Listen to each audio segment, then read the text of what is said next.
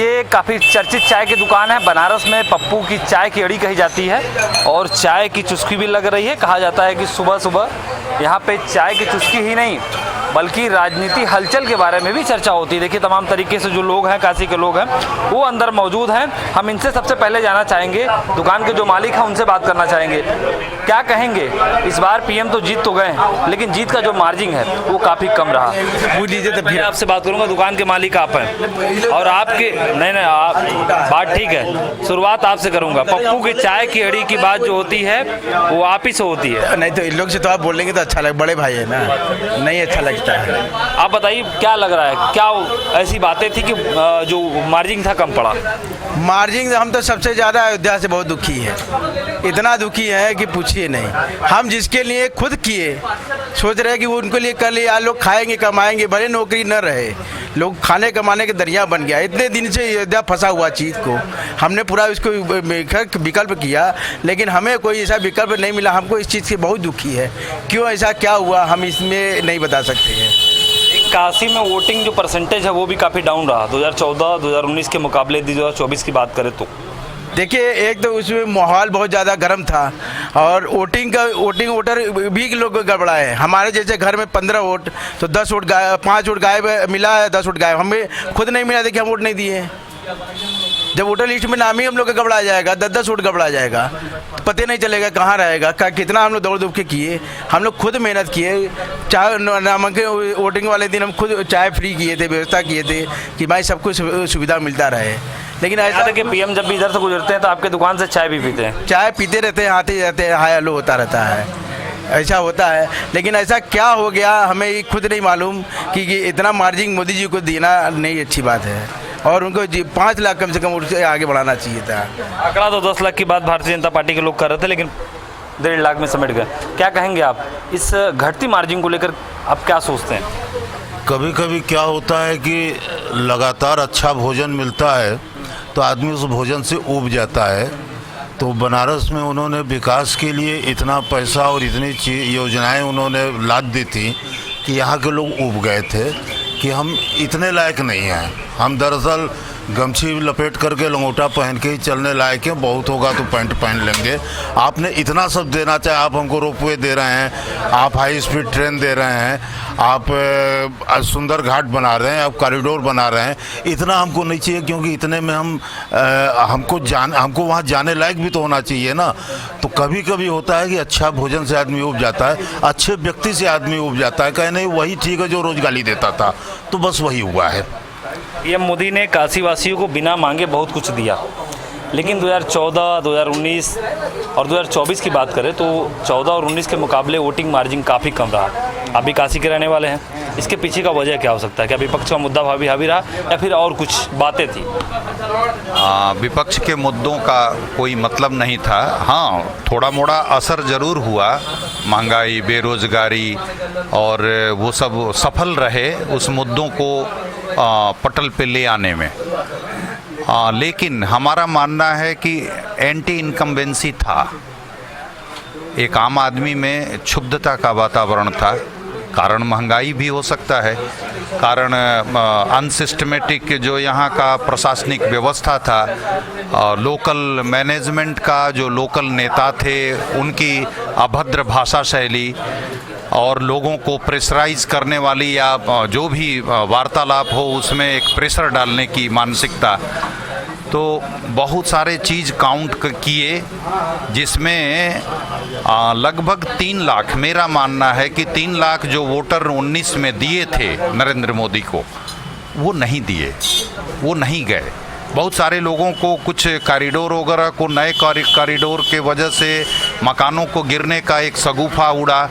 उस नगवा में एमएलए वगैरह गए जिसमें तू मैं भी हुआ।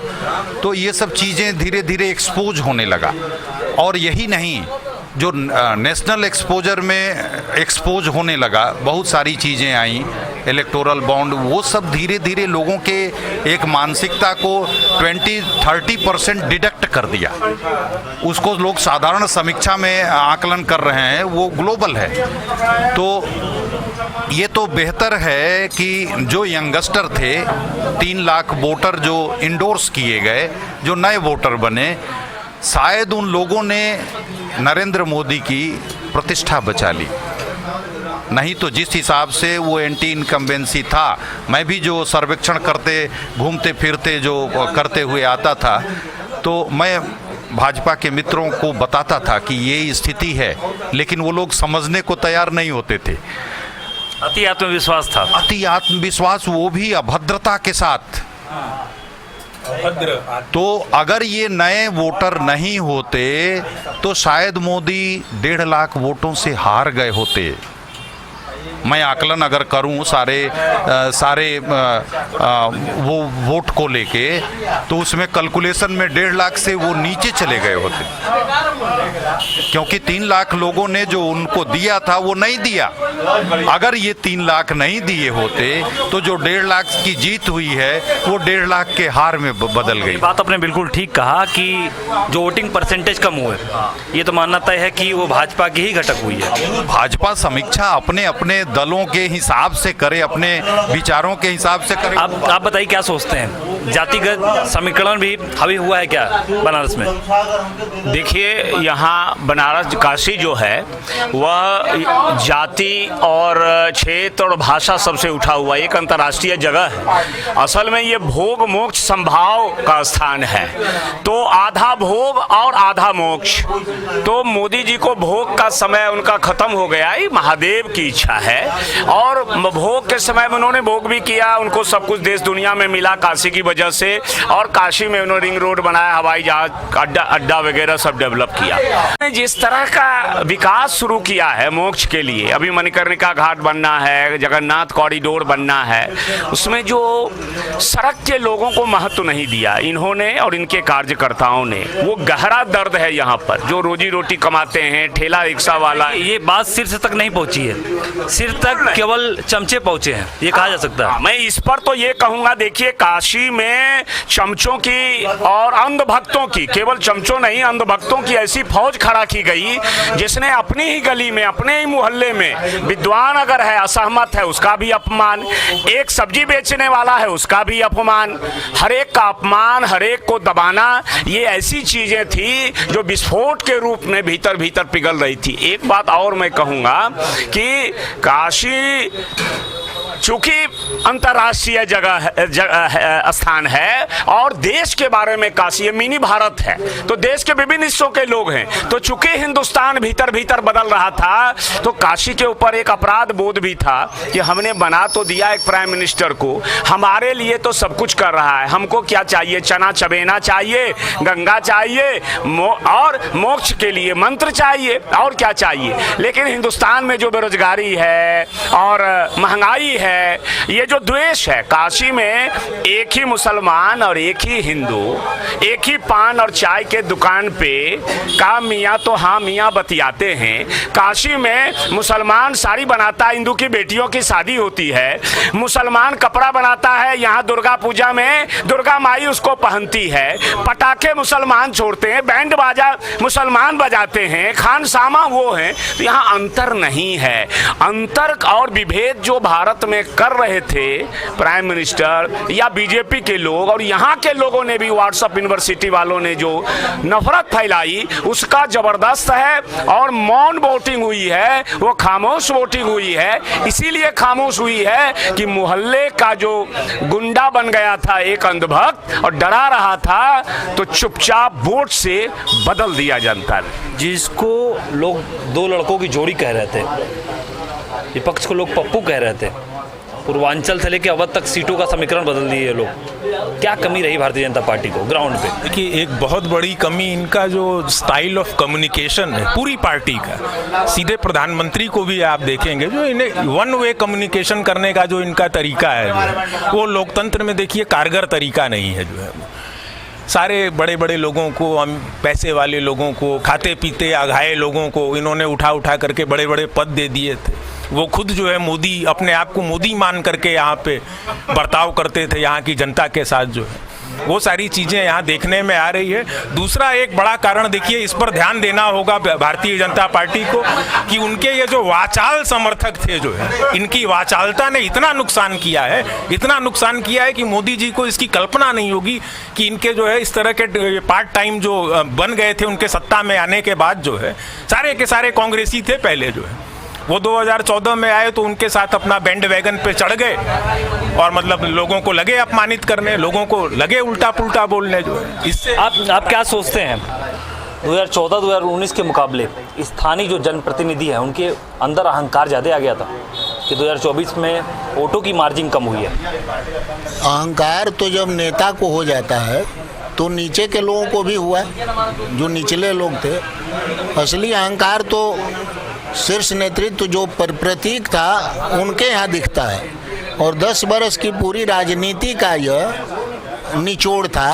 यह रिजल्ट कोई आप देखेंगे तो ऐसा भी नहीं है जैसा होना चाहिए। जिस तरह की जनता जोर लगाकर वोट दी, बस इतना समझिए कि कोई ऐसा देश में तबका नहीं जैसे युवा वर्ग को बेरोजगारी ने जगा दिया, महिलाओं को अपनी सुरक्षा और तमाम ऐसी घटनाएं थी उनको जगाया, किसानों को हरियाणा और पंजाब का रिजल्ट देखिए, किसानों को वह किसान आंदोलन ने जगा दिया। हमें लगता है युवा और किसान निर्णायक रहे इस बार। बिल्कुल, मैं जो कह रहा हूँ। और ठीक इसी तरह जब राहुल गांधी ने संविधान के उस सवाल को उठाया तो पूरे देश का दलित समाज, देश की पूरी जनता का वो संविधान है, ये भूलिएगा नहीं, लेकिन हमारा देश का दलित समाज स्वयं उसकी जिम्मेदारी लिया कि अरे संविधान खतरे में है क्या, और वो 400 सीट पाने का, 400 पार जाने का यह नैरेटिव तो बनाया था उन्होंने एक, कि इतनी ऊंचाई पर रख दो कि जो वोटर है वो थका हुआ मान के कि जब यही जीत रहा है तो इसे दे दो। उसके सामने ऐसे वोटर खड़े हुए कि एक धक्का और 2 का नारा लगाया और वह धक्का सफल हो गया, और वो था दलित समाज देश का, और वो था संविधान बचाने का। मैं आपको बता रहा हूँ कि देखिए मायावती जैसा लीडर वो फेल हो गई, अफरा तफरी में फंस गई, और उसके साथ क्या आखिर घटित हो रहा था कि उसको अचानक जो है उम्मीदवार बदलने पड़ रहे हैं, अचानक अपने उस लीडर को जो है सेंटिंग में उसको जो है उसमें क्या कहते हैं बनवास भेजना पड़ रहा है, पद उद छीन करके उस भतीजे को अपने, तमाम चीजें चली गई उसके खिलाफ। जनता आ गई संविधान बचाने, वो अलग थलग हो गई। जनता लेकिन अपनी भूमिका निभाई, उसके वोटर कहीं गए नहीं हैं, वो प्रेम करते हैं मायावती से, लेकिन एक काम वो कर गए, वो अपना संविधान बचा लिए। और आप मान लीजिए कि बचा लिए, क्योंकि राहुल गांधी ने देश भर में जो संदेश दिया था, खासकर उत्तर प्रदेश में तो वो जो गुटखा था किताब, छोटी सी किताब, वो छोटी सी किताब ऐसे सामने रख कर, और जब जनता को संबोधित कर रहे थे तो जनता को ये लग रहा था कि ये चला जाएगा क्या, ये किताब हमारी चली जाएगी। बस उसी समय उसने ये निर्णय ले लिया कि नहीं, अब ये सोचिए 21% से 9% पर बसपा आई है, समझ रहे हैं ना, 12% वोट, 12% वोट मूक एकदम मौन होकर के जा करके किसको वोट दिया है, जिसे वो कभी वोट देने का न देने का कसम खाया था। एक सवाल आपसे, क्या आपको लगता है कि ग्राउंड से जो रिपोर्ट तैयार होती थी वो पीएम के पास नहीं जा पाती थी, क्योंकि चुनाव से पहले चुनाव के बाद केंद्रीय नेतृत्व बनारस की गलियों में टहल रहा था, तो उसके बाद भी मार्जिन कम? एक्चुअली मार्जिन तो कम हुआ। आप ये समझ लीजिए कि इतने बड़े हमारे मोदी जी जो है उतना बड़ा चेहरा था, इसलिए वो निकाल लिए। अगर मोदी जी की जगह कोई और चेहरा होता ना तो नहीं निकलता, एकदम क्लियर कट था। और एक चीज़ बहुत इंपॉर्टेंट थी, इस बार साइलेंट था वोटर एकदम साइलेंट था, और मन में वो बसा लिया था कि हमको क्या करना है करके। बहुत लोग डर के मारे नहीं बोलते थे, ये भी एक फैक्ट है। और हम इनके जो भाजपा के जो पदाधिकारी यहाँ थे उन लोग ने प्रॉपर रिएक्शन नहीं दिया। वो भी एक अपने मद में ही रहे, भाजपा के पदाधिकारी वो मद में थे, वो सोचे कि ये तो हो जाएगा, वो तो ऐसे नहीं होता है साहब। आप बहुत सारी चीज़ें लागू करते हैं शहर में, जैसे कि अभी एक कॉरिडोर का आपने ये कर दिया।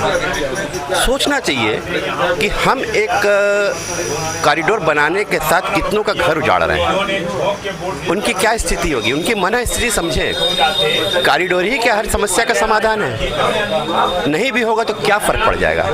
हाँ? हमारे लिए आस्था हमारे इष्ट देव है। हम चाहे बाबा विश्वनाथ का दर्शन करें, हमारे लिए बाबा विश्वनाथ तब भी वैसे ही थे, आज भी वैसे और कल भी वैसे ही रहेंगे, उस पर कोई बदलाव नहीं होगा। वो कॉरिडोर नहीं था तो क्या हम दर्शन करने नहीं जाते थे? बल्कि साफ बताएं तो उस समय बड़े मैं आराम से दर्शन करता था, बिना किसी लाग लपेट के। घूमने भी गया उस जगह तो मन क्या है, चलो दर्शन कर लिया जाए बाबा का, तो गए 2 मिनट में गए और दर्शन किया और चले आए।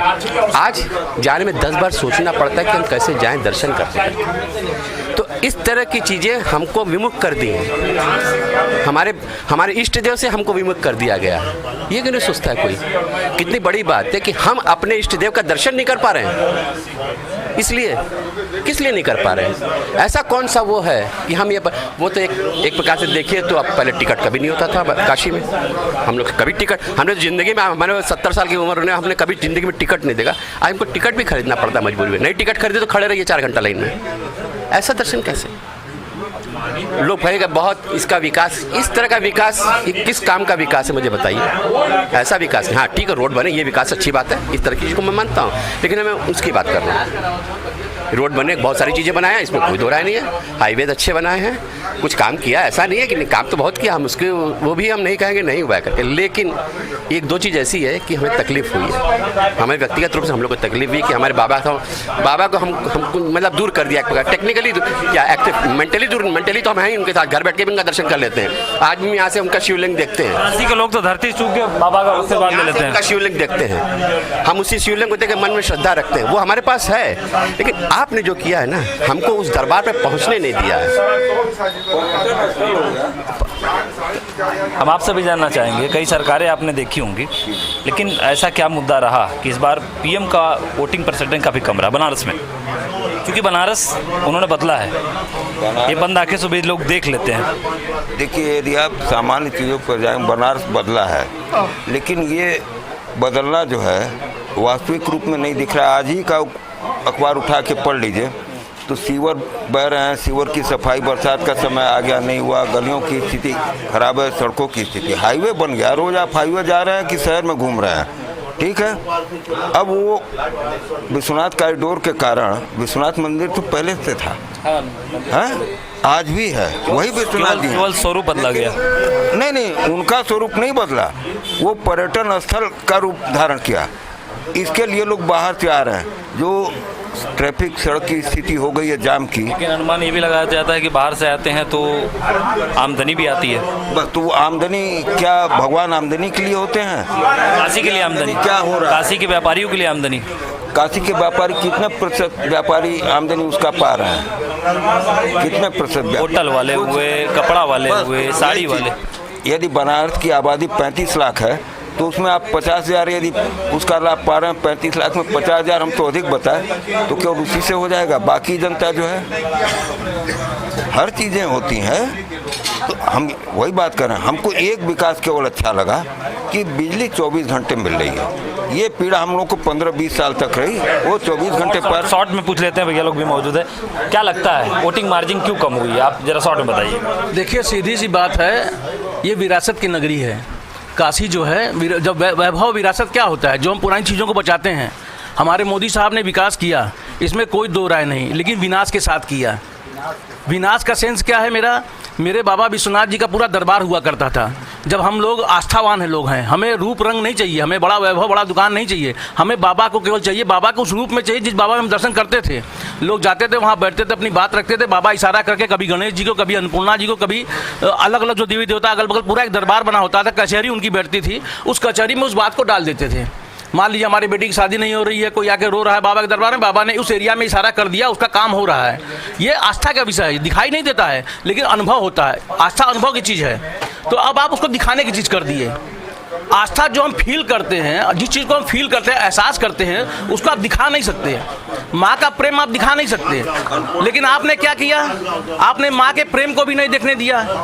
चुनाव के 6वें चरण के बाद आपने कह दिया कि आपको लगता है कि बायोलॉजिकली जो है आप माँ के नहीं जन्मे हुए हैं, आप जो है अवतरित हुए हैं। जिस माँ को, एक मिनट सुनिएगा भाई साहब, जिस माँ को आपने ATM के दौरान और तमाम कोरोना के दौरान, नोटबंदी के दौरान प्रयोग किया, तो मैं प्रयोग ही कहूँगा, पहले तो मैं माँ का प्रेम कहता था, अब उसको प्रयोग करूँगा। आपने प्रयोग करके उनको चर्चा में लाया और अपना काम बनाया। आज उस माँ को भूल गए, माँ आपके साथ नहीं तो आपने माँ को भूल गए। दूसरी ओर आपने कहा कि फलानवा ये नहीं किया, फलानवा सनातनी नहीं है, फलानवा ये नहीं है। सनातनी का मतलब क्या होता है? सर पे टीका लगाना। सर पे टीका लगाना अगर सनातनी है तो मैं किसी मुसलमान को टीका लगा दूं, सनातनी हो जाएगा? लड़ाई किस चीज़ की है? लड़ाई सनातनी की नहीं है। लड़ाई बेवजह का तुल देने की है, बेवजह का मानवता को दूर करके जातिवाद में, धर्मवाद में जोड़ने की है। हम काशी को मोक्ष की नगरी की जगह पे भोग की नगरी बना दिए। काशी में जो लोग आते थे वो उस दौर में आते थे जब राम राम करना हो। यहाँ पर तो खुद भोलेनाथ जी दूसरे कान में कहते हैं राम, उसी को मोक्ष का मंत्र बोला जाता है, यहाँ पे तारक मंत्र कहा जाता है। तो जब तारक मंत्र यहाँ पर राम हो, यानी जहाँ राम और ये हमारे भोलेनाथ एक हैं, ये अलग नहीं है। आप उनके साथ ये गेम खेल रहे हैं। कई बड़े व्हाट्सएप ग्रुप में बड़े अच्छे लोग कहते हैं कि एक नागपुरिया व्हाट्सएप यूनिवर्सिटी भी है कोई, जहाँ से जारी होता रहता है लगातार इस तरह की चीज़ें। उसमें आया कि अयोध्या वालों तुम्हारे ऊपर शर्म आ रही है। क्यों भैया? सीट आपको नहीं दिया तो आपको शर्म आ गई? इसका मतलब क्या हो गया कि आप पत्थर की नगरी बना दिए, 50,000 लोगों को उजाड़ दिए, पत्थर की नगरी बचा दिए, तो राम की आस्था आपकी खत्म हो गई। वोट तक आपकी आस्था थी। कल तक तो आप राम में थे, वहाँ पे पूरे दुनिया को उठाए थे, दुनिया के बड़े बड़े लोग को वहाँ बुलाए थे। सामान्य लोगों से कोई मतलब नहीं था आपको। बड़े बड़े दिग्गज लोग वहाँ पे आके ताली बजा रहे थे, राम नाम पे आप कर रहे थे, पूरा भूमिका चल रही थी, 3 घंटे तक राम की यात्रा चली, राम मंदिर की। आज वो वोट नहीं मिला तो राम लायक नहीं रह गए वो लोग। तो पूरी राजनीति, जब राजनीति धर्म का आचरण लेके चलती है, धर्म के साथ बैठकर चलती है, जब हो गया क्या रुक गया, धर्म के साथ जब राजनीति चलती है, धर्म होना बहुत जरूरी है, लेकिन अधर्मी होना नहीं चाहिए। हम साथ क्या कर भैया, बहुत बहुत धन्यवाद, आपने बहुत सारी जानकारी दी काशी के लिए। आप बताइए, क्योंकि समय भी काफ़ी हो गया, क्या लग रहा है इस वोटिंग परसेंटेज घटने के पीछे का खास वजह? कई रीज़न है। देखिए, वोटर लिस्ट में भी गड़बड़ियाँ थी, बहुत लोगों के नाम वोटर लिस्ट से गायब थे। पहला कारण तो ये था। दूसरा, लोग छुट्टी मनाने के मूड में थे, मौसम भी सुहाना था, उसके बावजूद नहीं निकले। तो यही सब कारण थे जिसकी वजह से वोटिंग थोड़ी कम हुई है। और दूसरा है कि बहुत ज़्यादा मार्जिन कम नहीं हुआ है। 6,74,000 2019 में था, 6,14,000 2024 में है। तो 60,000 वोटों का केवल फर्क पड़ा है, इससे ज़्यादा कोई फर्क नहीं पड़ा। अगर लोग घरों से निकले होते, वोट डाले होते, तो शायद स्थितियाँ कुछ और बेहतर होती। और इसमें कोई बहुत ज़्यादा सोचने वाली विषय नहीं है।